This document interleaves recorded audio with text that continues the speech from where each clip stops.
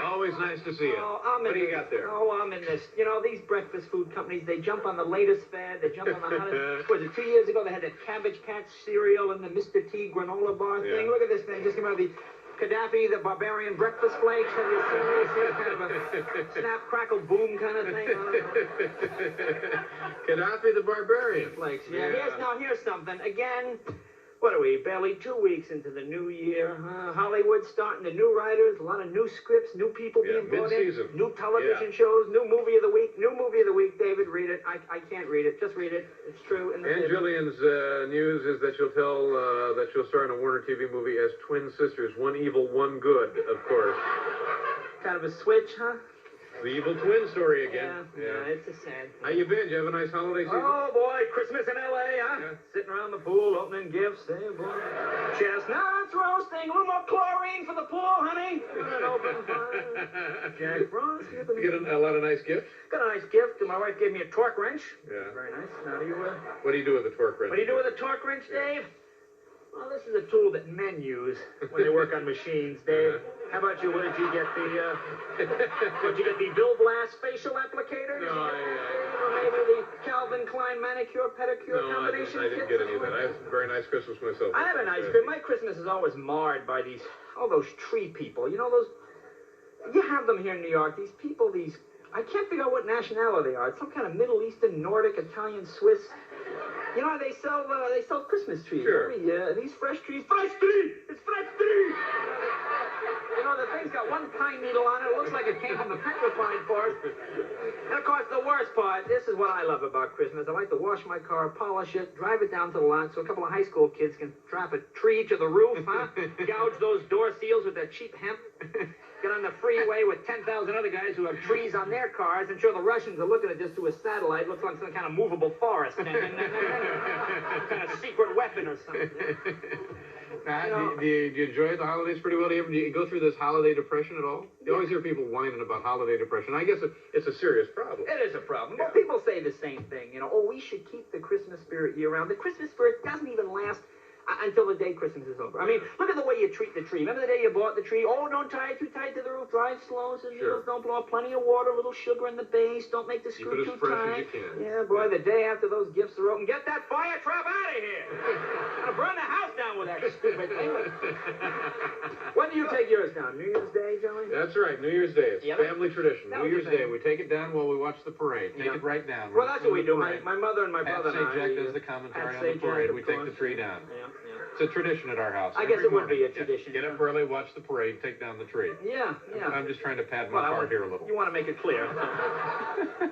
But we would, on New Year's Day, my mother and brother and I would take the ornaments, we put them away. My dad would take the tree, put it in the trunk of the car, wait till about 10:30 at night, drive 2 blocks, throw it in our neighbor's yard, and get the hell out of there. Next day, our neighbor would trace that trail of pine needles down the street.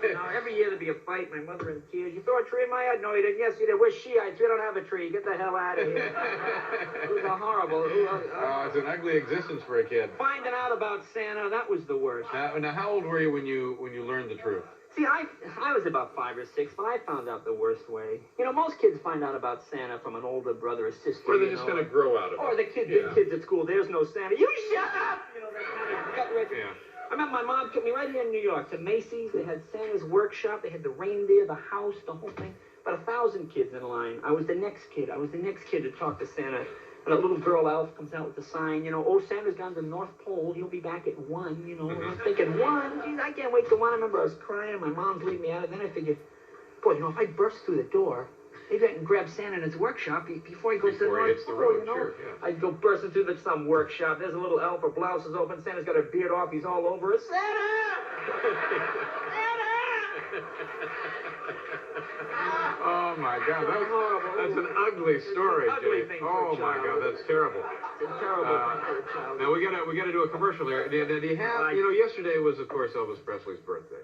Do you have just a little? You do a great impression. No, I don't do it. All right, well think about it when we do the commercial. All right, we'll come back.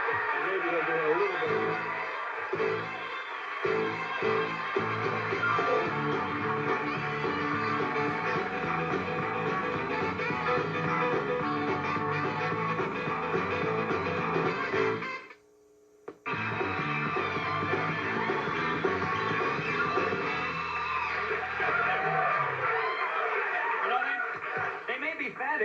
delicious. Now, the band sounds great as always. Plus, we have Mr. Sanborn with us tonight. Can you do just a little something for Elvis? Yeah. Actually, I saw one of my favorite Elvis films the other day, Spin Out. You ever see this one? Yeah. This is one where Elvis is driving a Cobra, brand new Cobra. What's this worth? $100 grand now? Some girl in a Sprite cuts him off. Cobra goes in a ditch, is wiped out. Of course, Elvis unharmed. He gets out. He says, "So you don't go to tan your heart, little league." Like this, you know? I think the insurance company would be happy with that settlement.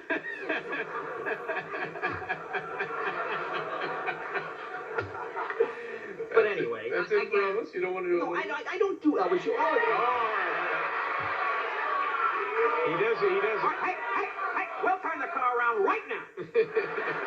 My dad would say that. My dad would say that every summer. My brother and I'd be screaming in the backseat. My father would say, "Hey, we'll turn the car around right now. We'll go right back home. Go ahead, Dad. We're 19 states from home, 2,800 miles. Turn the car around, Pop. Teach me a lesson. Cancel the reservation. Lose your deposit. Go ahead, Pop. I dare you. But I saw something. Again, this is the most... Holiday movies. Have you seen any holiday movies? Holiday movies? Is that what you're talking about? Well, before we get to holiday movies, I'm this sorry. is even more depressing. I'm staying over here. I walk 8th Avenue. I see a porno shop. They have a sign that's been on the door, obviously for weeks. We'll be open all day Christmas Day. Can't we put this stuff away for one day? There are really people who wake up on Christmas morning going, "Geez, I'd like to buy some filthy magazines." There's one like that in L.A. There's one in L.A. when you drive, you've seen it, when you drive into L.A. International Airport, you drive 100 yards out the airport, and the first thing you see is that huge sign. It says nudes from 7 a.m. Oh, yeah, that's right. Imagine going in there 7 a.m., someone on the stage nude, her hair and curly, she's cooking eggs. Billy, get on the bus stop. Hey, your sister! The Japanese tourist is having his eggs. Yeah. But holiday movies. Holiday movies, here we go. Well, let's see. Interesting. I don't know what holiday it's supposed to be. Rambo, Commando. I mean, it's like Armistice Day movies. But anyway, one of them. Here's one. Like Clue. This is interesting to watch American film-going habits. Here's a movie, Clue. This is one movie that had 3 completely different endings. 3 different theaters carrying the movie. Each had a separate ending. Each had a separate ending. Yet the movie didn't do particularly well. On the other hand, you have a movie like Rocky. Here's 4 different movies that all have the same ending.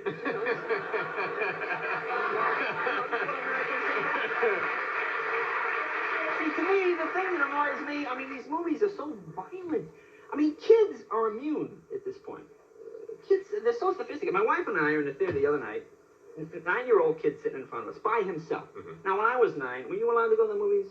Probably not. No. My mother always said the same thing. I'll sit right behind you. No one will know I'm your mother unless you call attention to it. What other 42-year-old woman's going to be hitting me in the back of the head? My wife and I are watching the previews, the coming attractions, and it's another one of these slice and dice movies, people getting stabbed, and they have this scene, they show a cheerleader walking down the street, maniac comes up behind her with a chainsaw, cuts her head off, They show the head rolling down the street, the 9-year-old kid in front of me goes, "No, that's fake." Fake, you're only 9, what do you want, real heads rolling in the street? Got into a bucket. See, I think there's a correlation between these horrible sex crimes and these movies. People see things in these movies. Seems like it might be, sure. Well, we've always had sex crimes. I'm not being naive, but let's be honest. Years ago, movies were pretty naive sexually. There wasn't a lot you could emulate. Right. You ever watch those old westerns where the meanest, roughest gang would ride into town? They'd kidnap the sheriff's daughter. They'd tie her to a pole. Then all the men would line up and kiss her. Then